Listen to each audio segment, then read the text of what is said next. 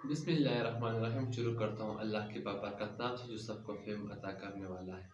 खान साहब पर इतने मुकदमात बनाए जा चुके हैं कि अब उनको ज़मानत ज़मानत लेते लेते यकीनन वो तक गए हैं और एक और मुकदमा खान साहब के ऊपर बनना चाहिए और वो खान साहब के ऊपर फहाशी का मुकदमा बनना चाहिए, क्योंकि जिस तरह से खान साहब ने इन सबको नंगा कर दिया ना, यकीनन इसके बाद खान साहब के ऊपर एक फहाशी का मुकदमा भी होना चाहिए। इससे पहले इम्पोर्टेड हुकूमत जितनी भी ये पार्टियां हैं, 13 पार्टियां 16 पार्टियां जो कुछ भी कर रहे थे, खान साहब ने या किसी ने इतनी खुलकर बात नहीं की, इसकी करतूत किसी को नहीं बताई। लेकिन जब खान साहब की हुकूमत को गिराने की कोशिश की गई और खान साहब की हुकूमत को गिराया भी, तो फिर उसके बाद खान साहब जो है खुलकर सामने आ गए। वो चीज़ें आवाम को बताई जो जिसके ऊपर यकीन खान साहब के ऊपर जो है फहाशी का मुकदमा ज़रूर होना चाहिए। और जिस तरह से इन्होंने खान साहब ने इन लोगों को नंगा कर दिया, ये मुकदमा तो ज़रूर पीडीएम का होना चाहिए और इसके ऊपर जो है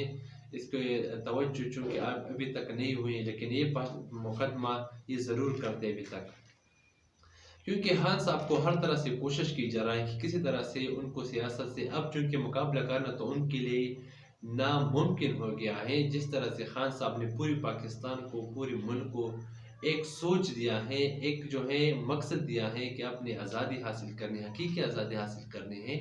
हमारे मुल्क के मफाद के लिए हम अपने खुद फैसले करेंगे, हम अपने मुल्क की खारिजा पॉलिसी खुद बनाएंगे, हम दूसरे मुल्कों की जंगों में नहीं लड़े, नहीं झोंक दिए जाएंगे, हम दूसरों के लिए अपने जवानों को, अपने जो है इस मुल्क के अवाम को नहीं शहीद करेंगे। तो यही जो चीज़ है जो खान साहब ने इस मुल्क को, इस मुल्क के अवाम को समझाई है ना, यकीनन ये पीडीएम वालों के लिए, जितने भी पाकिस्तान के सियासतदान हैं उनके लिए एक मौत साबित हो गई है। क्योंकि जिस तरह से अमेरिका की जंग में इस पिछले हुकूमतों में इस जो पार्टियां हैं नून लीग और पीपल पार्टी ने जिस तरह से हमें इस जंग में जो है गिरा दिया था, यकीनन इससे हमारे मुल्क को इतना बड़ा नुकसान हुआ है, इतना बड़ा नुकसान हुआ है कि हम अब उनका अजाला अब भी कर रहे हैं। और जिस तरह से ये लोग जो हैं जो इन लोगों के मफाद हैं, जो ये लोग करना चाह रहे थे, जो खान साहब ने इन लोगों के जो करतूत हैं, जो इनकी असलियत इस पाकिस्तानी हमको बताई है, यकीनन इसके ऊपर खान साहब के ऊपर जो है फांसी का मुकदमा होना चाहिए, जिस तरह से खान साहब ने इनको नंगा कर दिया है। क्योंकि यही एक चीज़ चाह रहे थे कि हम जो भी इस मुल्क के साथ करें, जितना भी हम पैसा चुराए, हम जो है करप्शन करें, हम मनी लॉन्ड्रिंग करें, हम इदारों पर अपना जो है तसल्लुत बरकरार रखें, यही जो चीज़ें हैं, यही पीडीएम की जितनी भी पार्टियां हैं ये सारे यही चाहते थे। और जिस तरह से खान साहब ने इनकी जो सारी करतूत आवाम को दिखाई है ना, अब यकीनन यही चीज़ जो है इनको खटक रही है कि ये कैसा हुआ, ये सब कुछ खान साहब ने बता दिया और आवाम के दिलों में इनके लिए इतनी नफरत पैदा हो गई है। इन 13 पार्टियां हैं या 16 पार्टियां हैं, अब अगर ये अवाम के सामने जाएंगे तो इतने अच्छी तरीके से इनकी धुलाई करेंगे कि ये याद रखेंगे कि ये कभी लोग सियासत में आए भी थे और ये कभी इस मुल्क के जो है वज़ीर आज़म भी बने थे या मिनिस्टर्स भी बने थे। इनको इतना बेहतरीन अंदाज से इंशाल्लाह इनका जो है ये अवाम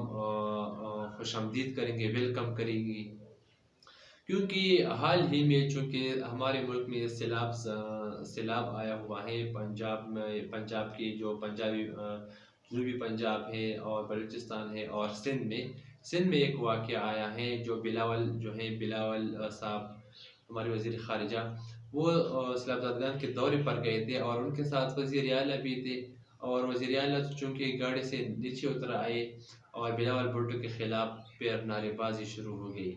तो चलिए, ये तो सैलाब की बात है। अगर ये अवाम के सामने जब ये सैलाब अल्लाह करे जल्दी हमारे जो ऊपर जो मुसीबत आए हैं जल्दी से जल्दी टल जाए,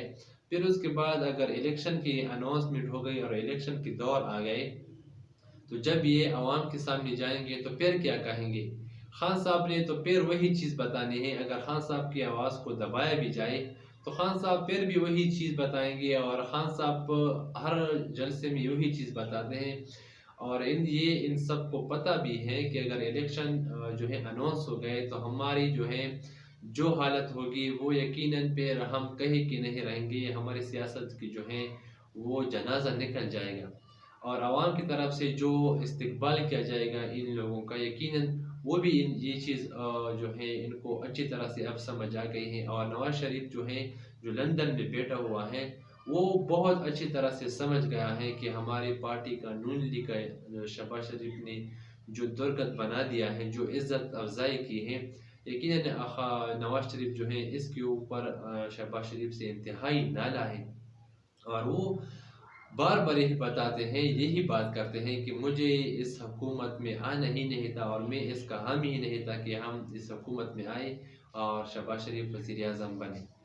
तो चूँकि इस तरह से इनको पता है कि हमने जो गलतियाँ की हैं, जो हमने बड़ी गलती, सबसे बड़ी गलती हमारी ये है कि हमने खान साहब को जो है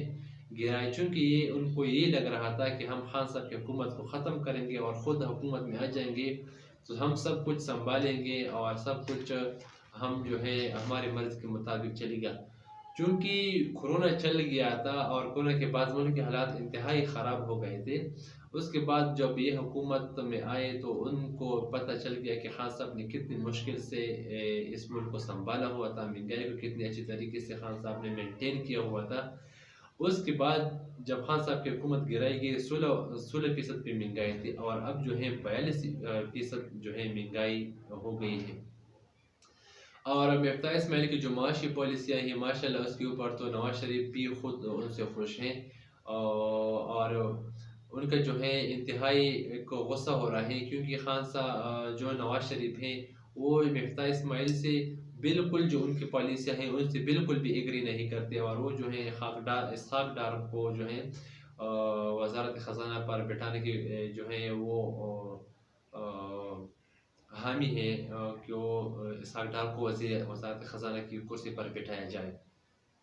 चूँकि वो ख़ुद एक मफरूर हैं, दोनों जो है लंदन में बैठे हुए हैं और जो भी वो तकरीर करते हैं नवाज शरीफ उनके पीछे इसहाक डार बैठा रहता है। यानी जो फिर नवाज शरीफ कहेंगे इसहाक डार वही करेंगे और इसहाक डार जो करेंगे वो सब कुछ सबको पता है। क्योंकि 2017 से पहले जो इसहाक डार ने इस मुल्क की मईशत के साथ जो की थी, जो उन्होंने पॉलिसीज़ बनाए थे, यकीनन इस मुल्क की मईशत का बेड़ा गर्क कर दिया था इन्होंने। और अब नवाज शरीफ फिर उनको लाने की कोशिश कर रहे हैं कि किस तरह से जो है इसहाक डार को लाया जाए, लेकिन वो आएगा नहीं क्योंकि जैसा ही वो आएगा वो डायरेक्टली जेल जाएगा और अदालत का सामना करना पड़ेगा और उनका नाम जो है ECL में डाला जाएगा और फिर जो इंशाअल्लाह वो अडयाला में जो है सड़ते रहेंगे। तो ये चंद चीज़ें थी जिनके ऊपर मैं थोड़ी सी हाईलाइट करना चाह रहा था। आप यकीनन जो है खान साहब जिस तरह से इस मुल्क को जगाया है, जिस तरह से अगर हम पूरी कौम खान साहब की भी एहसानमंद हैं, अगर हम खान साहब के एहसान को उतारना भी चाहें तो हम खान साहब की एहसान को नहीं उतार सकते क्योंकि एक सोच, एक कौम को जगाना जो है इंतहाई मुश्किल है। और 22 करोड़ आवाम को जिस तरह से खान साहब ने बच्चे बच्चे के समझ में, दिमाग में ये चीज़ डाल दी है कि आपने अपने हकीकत ज़ादे के लिए लड़ना है, ये चोर हैं, ये गद्दार हैं, इनके खिलाफ आपने खड़े होना है। यकीनन ये एक बहुत बड़ी अचीवमेंट है, सिर्फ खान साहब के लिए नहीं बल्कि इस पूरी पाकिस्तान के लिए, हमारे मुल्क के लिए जो है